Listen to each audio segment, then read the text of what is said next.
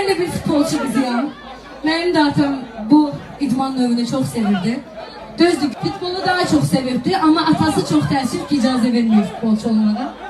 Onun için de onun xatirəsinə ait olarak bir topu imzalayıp sevenlerime tollayacağım, buradan atacağım.